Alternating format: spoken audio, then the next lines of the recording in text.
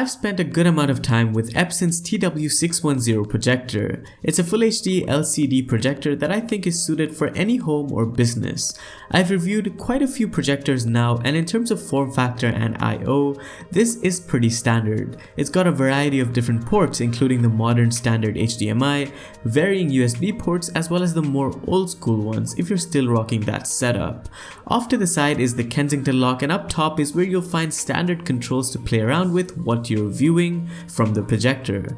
All the controls are labeled well and are really easy to understand, and towards the lens you'll find a control disc to adjust the focus and scale of the picture you're viewing.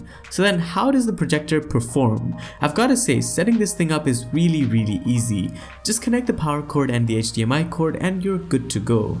It lets you choose which source you're using and even auto detects it. And this is where things start to get interesting. This projector comes with Wi-Fi support, which is pretty neat, but we'll get to that in a bit. As far as functionality and customization goes, the projector offers quite a variety. You can customize your settings to your liking, and with keystoning support, the screen is easily adjusted without any distortion whatsoever. Things like scale and brightness up to 3000 lumens are easy to configure, and you get a whole host of different menu options which you can configure with the provided remote control if you're far away from the projector. I love sports, and the projector is what I use to watch most of the FIFA World Cup. All I can say is that it was quite an enjoyable experience. Watching on the big screen is just very different, and once you get used to it, it's really hard to watch on smaller screens, say a TV for example. I also enjoyed watching a lot of shows on the projector, and the best part was the speaker on the projector has really improved. From when I reviewed Epson's TW5300, the difference is night and day. For home use in a medium-sized room, you will have no problem, and if you want to use it in a bigger room, just pair the projector up with some speakers.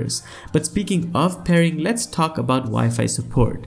As I said, the projector comes equipped with Wi-Fi support, and I'm not gonna lie, it took me a bit to figure out how to use it.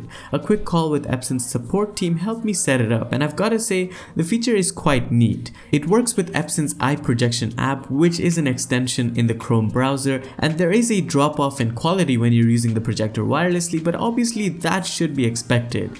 You can't really watch sports or movies with this, but it may definitely come in handy for showing stills like pictures, or maybe even presenting to someone when you don't have an HDMI cable handy. This sort of versatility is really cool to have, and it works even with your smartphone, again using the app for Android or iOS. You just have to scan the QR code displayed on screen and you're set to go. But in this case, it is limited to sharing just pictures or media from your smartphone rather than mirroring it entirely, which would be a really cool feature to have in a future version. But really, if you're looking for a well-equipped home projector for content consumption at 1080p or Full HD, this one's really a good choice. My only concern would be the heat it dissipates. If you're making this a permanent option in maybe a room, make sure you keep the projector near the ceiling to avoid discomfort, or just sit as far away as you can from the projector if you're putting it on a table nearby like I did. And that's about it. Let me know what you guys think about the projector down below, and definitely subscribe to the channel. I know I've been at a hiatus with videos lately, but we're about to go big. Thank you guys for watching, and I'll see you in the next one.